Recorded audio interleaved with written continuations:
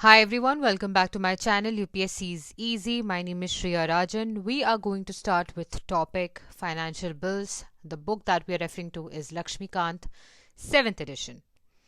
सबसे पहले तो हमें पता होना चाहिए कि फाइनेंशियल बिल्स का क्या मतलब होता है. फाइनेंशियल बिल्स का मतलब होता है ऐसे बिल्स जो डील करते हैं विद फिस्कल मैटर्स. ठीक है. फिस्कल मैटर्स यानी क्या? रेवेन्यू या एक्सपेंडिचर. हाउएवर अगर हम कॉन्स्टिट्यूशन की बात करें तो कॉन्स्टिट्यूशन वर्ड फाइनेंशियल बिल जो है काफी टेक्निकल सेंस में यूज करता है. फाइनेंशियल बिल्स 3 टाइप के होते हैं. पहला होता है मनी बिल, सेकंड होता है फाइनेंशियल बिल पार्ट 1, थर्ड है फाइनेंशियल बिल सेकंड. ओके. जब हम मनी बिल की बात करते हैं तो हम आर्टिकल 110 की बात कर रहे होते हैं. When we are talking about financial bill, we are talking about Article 117. 117 part 1 में आपको फाइनेंशियल बिल पार्ट 1 के बारे में बताया गया है और सेकेंड फाइनेंशियल बिल जो है वो 117 पार्ट 2 में है. ठीक है. मैंने कहा 3 टाइप के फाइनेंशियल बिल्स होते हैं कॉन्स्टिट्यूशन में. मनी बिल जो है article 110, financial bill 1 which is 117 part 1, then you have financial bill 2 117 part 2. Right. ये 3 टाइप के हम फाइनेंशियल बिल्स देखने वाले हैं. मनी बिल्स हम ऑलरेडी कर चुके हैं. अगर वो आपने देखा नहीं है तो आप प्लीज वो लेक्चर देख लीजिए. You will have a good understanding of it और उसके बाद ये लेक्चर आपको काफी आसान लगेगा. ओके. सो इस क्लासिफिकेशन के हिसाब से जो हमने देखा कि 3 टाइप के होते हैं, money bill, financial bill 1, financial bill 2, इससे आपको ये पता चलता है that all money bills are financial bills.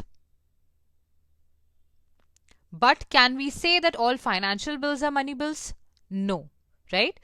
सारे मनी बिल्स जो है फाइनेंशियल बिल्स होते हैं, बट सारे फाइनेंशियल बिल्स मनी बिल्स भी हों ऐसा जरूरी नहीं है. Right. Only those financial bills, सिर्फ वो फाइनेंशियल बिल्स जो एक्सक्लूसिवली कंटेन करते हैं वो मैटर्स जो कि 110 में मेंशन्ड हैं, वो ही फाइनेंशियल बिल्स मनी बिल्स कहलाते हैं. ठीक है. सिर्फ वो फाइनेंशियल बिल्स जो कि मैटर कंटेन करते हैं जो कि 110 में मेंशन्ड है, सिर्फ वो फाइनेंशियल बिल्स मनी बिल्स कहलाते हैं. ठीक है. ये जो मनी बिल्स होते हैं इन्हें कौन सर्टिफाई करता है? हम ये ऑलरेडी पढ़ चुके हैं. स्पीकर ऑफ द लोकसभा जो है इन मनी बिल्स को सर्टिफाई करते हैं. ऑफ कोर्स इसके बाद हम देखने वाले हैं financial bill 1 and 2. So let us see. Financial bill 1 की बात करते हैं. आर्टिकल 117(1). ठीक है. फाइनेंशियल बिल 1 जो है इसमें सिर्फ वही मैटर्स मेंशन नहीं है जो आर्टिकल 110 में मेंशन्ड है, बट ऑल्सो जनरल लेजिस्लेशन के मैटर्स मेंशन्ड है. ठीक है. मतलब फाइनेंशियल बिल कौन सा, फाइनेंशियल बिल 1 क्या होगा, उसमें क्या क्या मेंशन हो सकता है? जनरल लेजिस्लेशन का मैटर, ऑल्सो 110 में से कुछ मैटर या सारे मैटर्स. ठीक है. फॉर इंस्टेंस अगर एक बिल है जो कंटेन कर रहा है borrowing clause but exclusively deal नहीं कर रहा है विद बोरोइंग, इन 2 रिस्पेक्ट्स हम देखने वाले हैं कि जो मनी बिल है, जो फाइनेंशियल बिल है वो मनी बिल जैसा होता है. ये कौन से 2 मैटर्स हैं हम देखते हैं. 2 रिस्पेक्ट्स में फाइनेंशियल बिल जो है वो सिमिलर होता है मनी बिल के. ये कौन से 2 मैटर्स हैं हम देखते हैं. दोनों ही bills, financial bill 1 and money bill जो है, दोनों ही bills can be introduced only in the Lok Sabha. हम फाइनेंशियल बिल 1 की बात करें, प्लीज रिमेंबर. ओके. दोनों ही बिल्स, मनी बिल और फाइनेंशियल बिल 1 जो है, they can be introduced only in the Lok Sabha. Rajya Sabha में इनको इंट्रोड्यूस नहीं किया जा सकता. दोनों ही बिल्स को तभी इंट्रोड्यूस किया जा सकता है जब रिकमेंडेशन ऑफ द प्रेसिडेंट हो। इतना क्लियर है? दो इंपॉर्टेंट मैटर्स जहां पे फाइनेंशियल बिल 1 और मनी बिल जो है सिमिलर होते हैं वो ये है कि दोनों ही इंट्रोड्यूस होते हैं लोकसभा में, can not be introduced in the Rajya Sabha. Both of them can be introduced only on recommendation of the president. बाकी सारे एस्पेक्ट्स में जो आपका फाइनेंशियल बिल 1 है वो ऑर्डिनरी बिल के लेजिस्लेटिव प्रोसीजर जैसा होता है। ठीक है, सेम प्रोसीजर अप्लाई होता है उस पर जो कि ऑर्डिनरी बिल पे अप्लाई होता है बाकी सारी मैटर्स में, बाकी सारे एस्पेक्ट्स में, सिर्फ ये दो एस्पेक्ट्स छोड़कर कि वो सिर्फ लोकसभा में इंट्रोड्यूस हो सकता है और उसे रिकमेंडेशन प्रेसिडेंट देता है इंट्रोडक्शन के लिए। उसके अलावा बाकी सारे एस्पेक्ट्स में सेम प्रोसीजर अप्लाई होता है जो कि एक ऑर्डिनरी बिल पे अप्लाई होता है, सेम लेजिस्लेटिव प्रोसीजर अप्लाई होता है। ठीक है, मतलब क्या है, क्या फाइनेंशियल बिल 1 को राज्यसभा रिजेक्ट कर सकता है?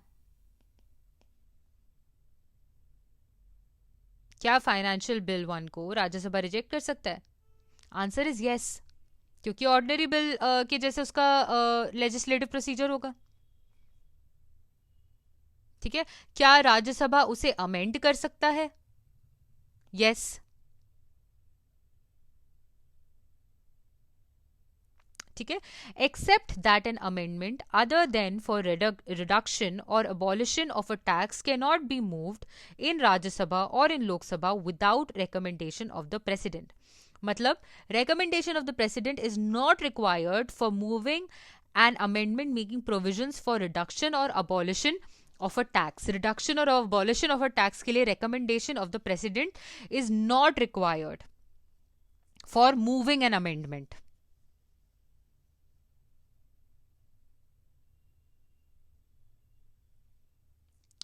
ठीक है, राइट? समझ गए? मतलब क्या है कि अगर ऐसा कुछ है जहां पे आपको अमेंडमेंट करना है for the provision of reduction और अबॉलिशन ऑफ अ टैक्स, वहां पे आपको प्रेसिडेंट की रिकमेंडेशन की जरूरत नहीं पड़ेगी। बाकी केसेस में recommendation of the president is required. Okay, इतना क्लियर है? अगर दोनों हाउसेस के बीच में कोई टाइप का डिसएग्रीमेंट होता है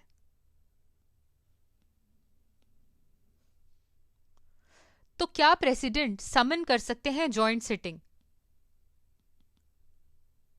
answer is yes. Deadlock solve करने के लिए प्रेसिडेंट जो है समन कर सकते हैं जॉइंट सिटिंग। जब ये बिल प्रेसिडेंट के पास ले जाया जाता है after it receives assent from the two houses, तो प्रेसिडेंट इसे असेंट दे सकते हैं, विथहोल्ड कर सकते हैं या फिर रिटर्न कर सकते हैं for reconsideration of the house. तो रिटर्न भी कर सकते हैं प्रेसिडेंट। फाइनेंशियल बिल्स 2 की बात करते हैं। फाइनेंशियल बिल्स 2 क्या है? फाइनेंशियल बिल्स 2 में आप देखेंगे कि इट इन्वॉल्व्स प्रोविजंस जो कि डील कर रहे हैं with expenditure from consolidated fund of India. लेकिन कोई भी मैटर जो 110 में मेंशन्ड है वो ये बिल इंक्लूड नहीं करता। Correct? It deals with consolidated fund of India से एक्सपेंडिचर करने वाली चीज है, but it does not include any matters mentioned in article 110। इतना क्लियर है? It is treated as an ordinary bill in all respects, इसलिए उस पर सेम लेजिस्लेटिव प्रोसीजर लगता है जो कि ऑर्डिनरी बिल पे लगता है। सिर्फ एक स्पेशल फीचर इस बिल का वो ये है that it can not be passed by either house of the parliament unless president has recommended to the house for the consideration of the bill. ठीक है, क्या मतलब है? ये किसी हाउस से तब तक पास नहीं हो सकता जब तक प्रेसिडेंट जो है रेकमेंड नहीं कर रहे हैं for the consideration of this bill. क्या ये बिल इंट्रोड्यूस हो सकता है without the recommendation of the president?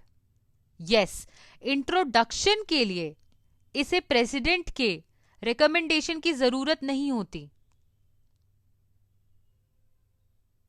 लेकिन प्रेसिडेंट के रिकमेंडेशन की जरूरत इसे कंसिडरेशन स्टेज में होती है।